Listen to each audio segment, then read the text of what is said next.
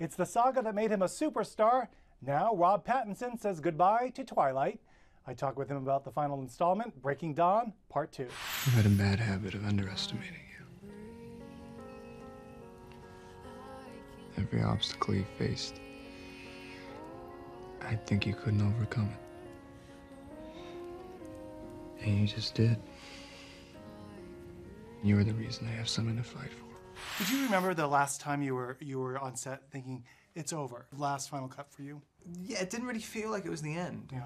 Because I think both times we said it was a wrap, there was still talk of doing reshoots. And we did do reshoots both times.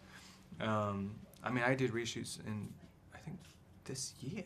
So there was no ceremonial end to it for you, actually? Not really. There was some people had one. Yeah. Like there was a proper wrap in Vancouver for a lot of people. I wasn't shooting that night.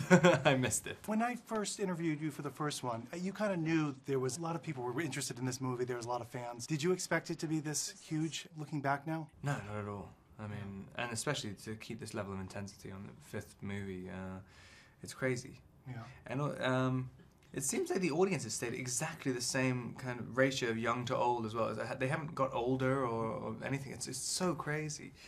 And they still have the same reaction as well. Well, this last one's great. I mean, it just goes out with a bang. No, definitely. You know? And it's suddenly, yeah, it's strange for a final movie in a series to suddenly introduce all these new characters and everything.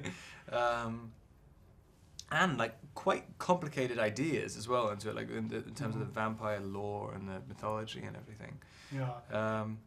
So yeah, I'm curious how people interpret it. And then finally, Bella, you get to see her as the vampire. She looks more like Kristen as a vampire. I mean, that in a positive way. I don't know. Do you know what I mean? She's they glamorized her or something. Yeah.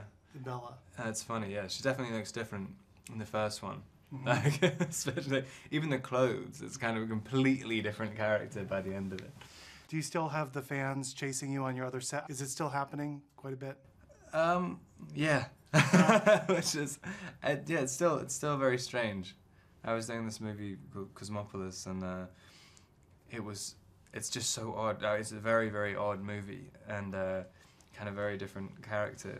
And then to see that, you can see this crowd waiting at the side of the set, waiting for, I don't know, like you know, signing Twilight pictures and stuff, and they're sort of watching, expecting Edward, and just thoroughly disappointed. Rob also says he's keeping busy post-Twilight.